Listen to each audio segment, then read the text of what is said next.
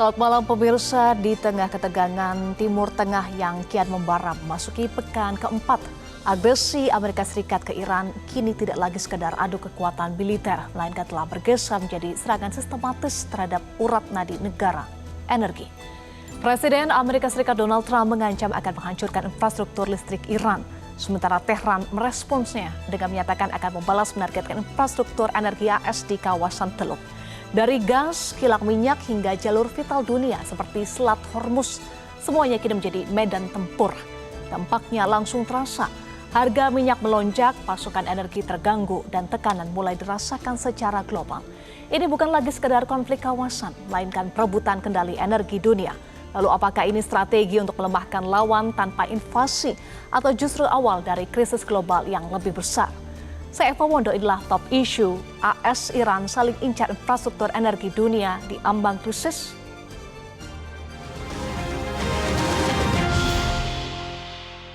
Pemirsa, sudah bergabung bersama kami narasumber lewat sambungan Zoom, pengamat intelijen Ridwan Habib, praktisi hubungan internasional dan kebijakan publik Dina Prapto Raharja.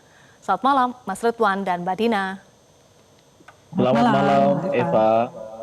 Salam Selamat malam, sehat Mbak Dina. untuk kita semua. Sebelum kita mulai diskusi, Mas Ridwan dan Mbak Dina, ada perkembangan terbaru. Pemirsa, belum 48 jam pasca Presiden Amerika Serikat Donald Trump mengancam akan menyerang fasilitas energi Iran, terbaru Trump justru menyatakan menunda melaksanakan ancaman itu. Trump juga menyebut telah meminta Kementerian Pertahanan Amerika Serikat untuk tidak menyerang pembangkit listrik dan fasilitas energi Iran dalam 5 hari ke depan.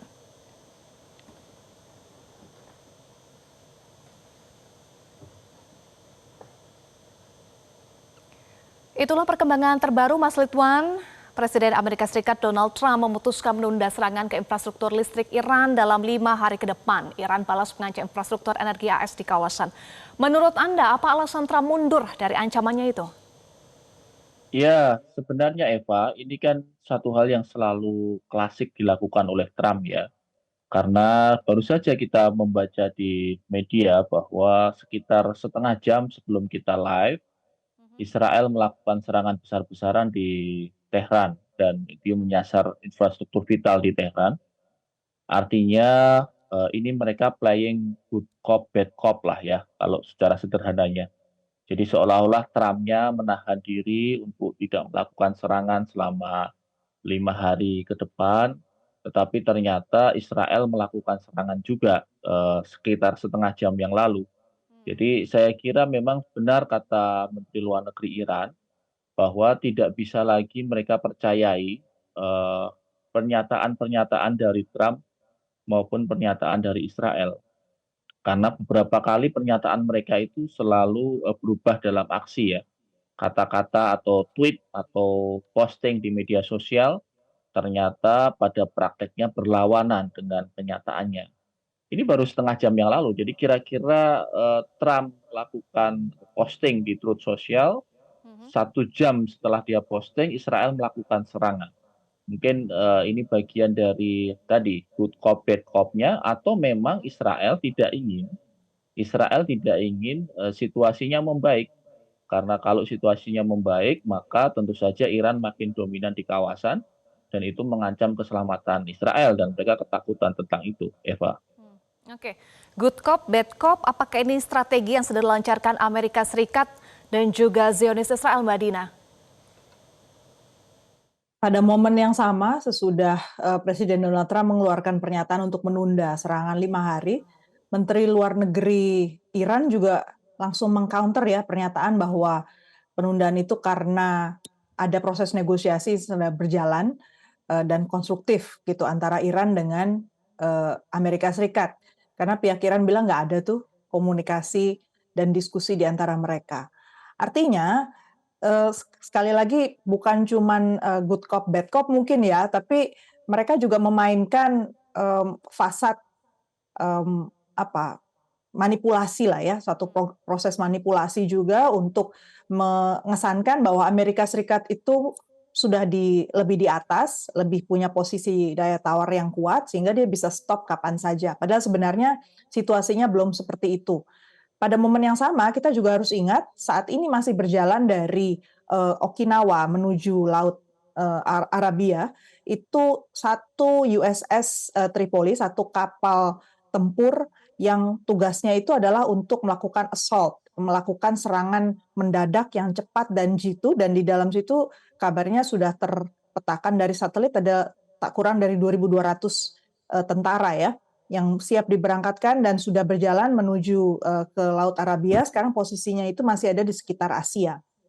Jadi kita bisa membayangkan 5 hari itu mungkin menunggu juga kedatangan dari kapal tersebut sampai di Arabia. Sehingga pihak Iran pun sudah melakukan satu counter ya dengan mengatakan bahwa Iran siap untuk memasang ranjau di semua titik Selat Hormuz.